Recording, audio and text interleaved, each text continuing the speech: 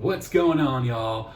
What do agents look for in signing an artist? What are some specific things that you can work towards before reaching out to an agent or to get signed by an agent?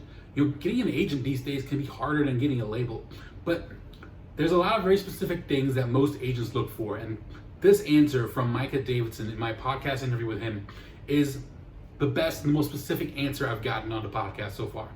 And in my conversations with agents over the last 14 years, most of them will agree with these guidelines and have similar guidelines. The numbers might be different from what Micah talks about in this clip. Some will be higher, some will maybe be lower, but there's also always exceptions, which is something Micah addresses as well. So please take a quick minute to or second to subscribe to the channel, hit the subscribe button, and I hope you enjoy this clip from the amazing Micah Davidson. Live the life you love. When is the right time for a band to reach out to an agent? So one of the things I always teach, and I'd love to get your feedback on that, is even if you may not be ready completely, like you're not maybe touring 100 shows a year or making 100 grand a year, but you have something going on, at least start reaching out to agents to introduce yourself, not try to push yourself on and try to, hey, represent me, I need an agent, more just try to build a relationship and a friendship.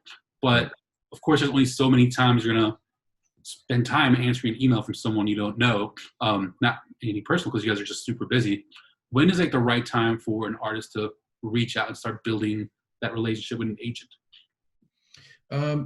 I don't think there's ever a wrong time because you never really know what anybody's going through on a personal level. And I say that even on a professional level, but I think you reach out and you ask questions. At the end of the day, again, don't be a jerk. If said agent or if said talent buyer, whoever is not reaching back out, don't continue to hit them up and bother them and be sort of a jerk about it.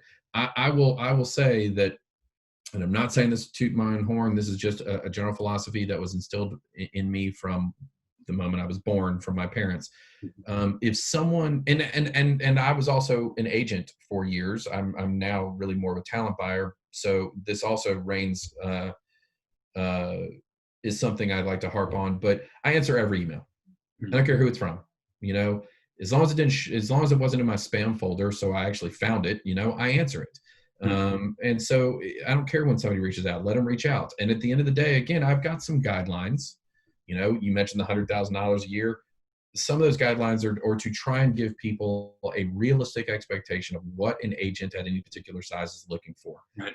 I don't know if Paradigm or William Morris or even Crossover or Intrepid or Nimbleslick have those guidelines or not. But I worked for an agency before I started this one, and they had some guidelines in place, and a lot of that is certainly to weed out people who aren't ready. Right.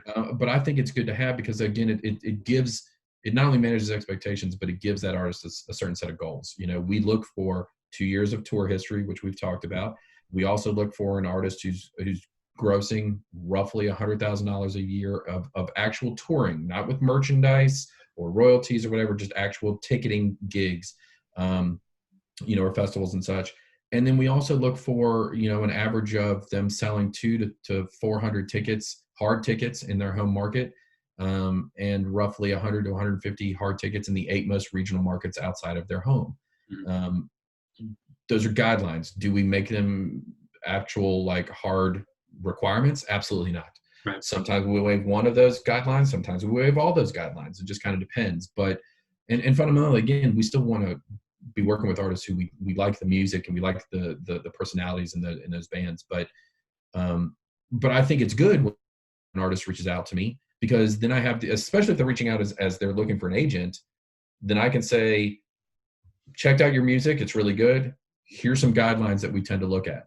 And when somebody comes back to us and they're like, oh, well, we've only done 4 gigs our entire life. They produced an amazing EP that they're sharing with the world, but they've only done 4 gigs. Well, they're not ready. And this gives them some guidelines.